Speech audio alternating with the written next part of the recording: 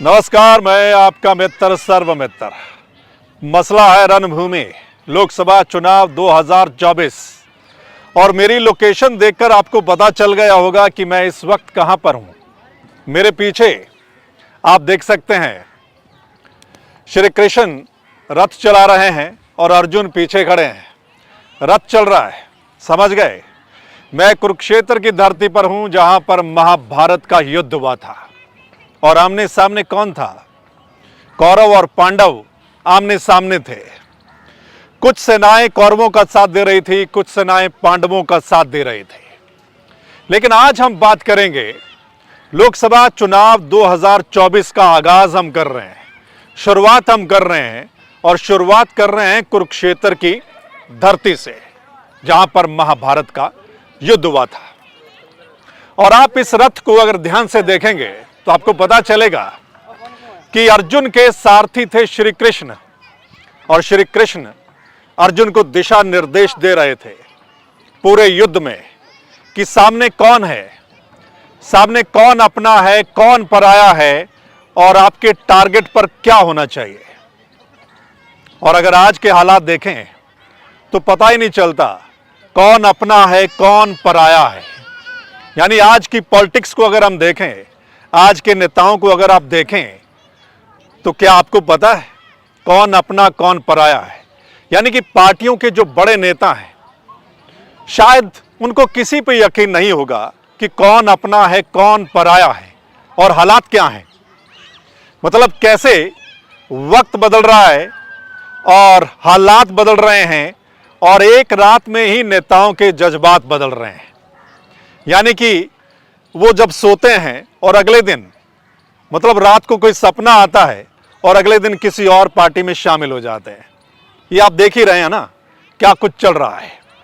सो आज के हालात में भी दो धड़े आमने सामने हैं, एक एनडीए है और एक इंडिया अलायंस। कुछ लोग एनडीए का साथ दे रहे हैं, उस वक्त सेनाएं हुआ करते थे, इस वक्त पार्टियां हैं। यानी कुछ पार्टियां एनडीए का साथ दे रही हैं और कुछ पार्टियां इंडिया अलायंस का साथ दे रही हैं। यह देश का सबसे बड़ा चुनाव है दोस्तों, जो 5 साल के बाद आता है। ठीक है, तो उसी पे बात करेंगे, घूमेंगे, कोशिश करेंगे, हर लोकसभा क्षेत्र में जाएंगे, आपके साथ बातचीत करेंगे, यानी लोगों के साथ बातचीत करेंगे, कोशिश करेंगे जानने की कि लोगों का मूड क्या है इस लोकसभा के चुनाव में। लोग क्या सोच रहे हैं, मतलब क्या सोचकर वो वोट करने जाते हैं, मसला क्या है। ठीक है, उसी पे बात करेंगे और कुछ नेताओं के इंटरव्यू भी लेकर आएंगे आपके सामने कि वो क्या सोचकर मैदान में उतरे हैं, किस पार्टी से उतरे हैं। और बाकी आप देख ही रहे हैं, जैसा हमने आपको पहले बताया कि एक ही रात में कैसे नेताओं के जज्बात बदल रहे हैं। महाभारत के वक्त यानी वो जो काल था, उस वक्त अगर कोई जुबान दे देता था, मान लीजिए कोई राजा जुबान दे देता था ना, तो खरा उतरता था, बेशक सर कट जाए। लेकिन आजकल आपको लगता है कि राजनीति में किसी की जुबान है और कोई जुबान का पक्का है? मतलब जब एक रात में ही नेताओं के विचार बदल जाते हैं, एक दिन पहले कुछ और होता है और एक दिन बाद में क्या कुछ नजर आता है, मतलब पूरा यू टर्न मार जाते हैं। पहले क्या कर रहे होते हैं, किसको कोस रहे होते हैं और दूसरे दिन दूसरी पार्टी में जाते ही मतलब कितना बदल जाते हैं नेता लोग। ये आप लोग देख रहे होंगे और कितनी ही भगदड़ मची हुई है नेताओं के बीच। मतलब कोई टिका हुआ नहीं है, इधर जा रहा है, कोई उधर जा रहा है। और सब किस लिए? क्या आपकी फिक्र है क्या? क्या जनता की फिक्र है क्या उनको? जब नेता लोग पार्टी बदलते हैं तो क्या आप लोगों से पूछकर बदलते हैं क्या? क्या जनता की फिक्र होती है? नहीं ना, वो अपना देखते हैं, अपना व्यक्तिगत हित देखते हैं, अपनी कुर्सी देखते हैं, अपनी हार जीत देखते हैं और एकदम पार्टी चेंज कर लेते हैं।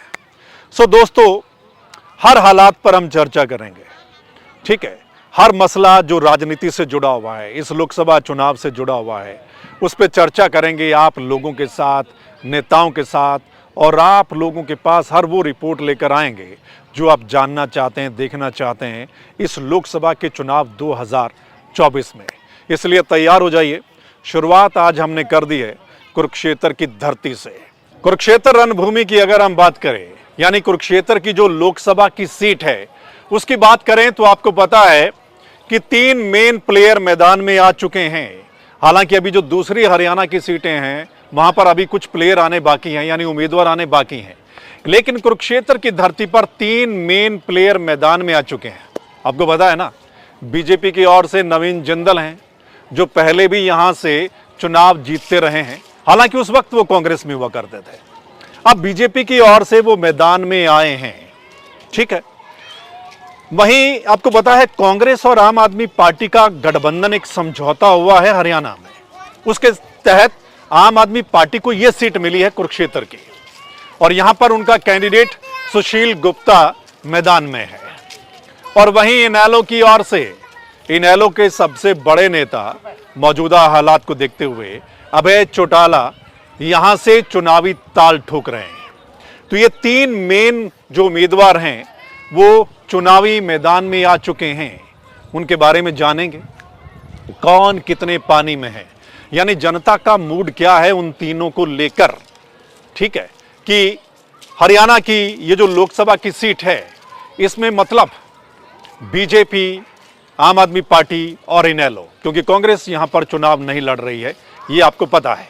और नवीन जिंदल के बारे में अगर हम बात करें, वो बेशक पहले यहां से सांसद रहे हैं, लेकिन पिछले 10 साल वो राजनीति से एक तरीके से कट के रहे हैं, है ना। लगता ऐसा है कि वो अपना बिजनेस संभाल रहे थे, और अब यही लग रहा था कि बीजेपी उनको अप्रोच कर रही है, ठीक है।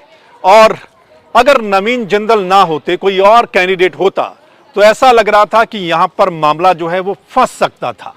इसलिए चर्चा यही है कि बीजेपी ने काफी कोशिश की और आखिरकार मतलब नाना करते जो जिंदल साहब थे वो मैदान में आ गए और बीजेपी का झंडा उठाकर इस बार मैदान में आए हैं। देखना होगा कुरुक्षेत्र की जनता का मूड क्या रहता है इस बार। सो दोस्तों, आपके बीच में आएंगे, आप हमें बताएंगे यहाँ की रियल ग्राउंड रिपोर्ट। बाकी आप जरूर बताइएगा, ये जो कुरुक्षेत्र के 3 मेन प्लेयर आ गए हैं इनके बारे में आपकी राय क्या है, आप क्या सोचते हैं इनके बारे में, कौन कितने पानी में लग रहा है। एक तो आप कमेंट करके हमें बता दीजिएगा, दूसरा हम आपके बीच में आएंगे तब आप अपने मन की बात बता दीजिएगा। चलिए मिलते हैं फिर अगले मसले के साथ, तब तक के लिए नमस्कार, आदाब, सत श्री अकाल, राम राम।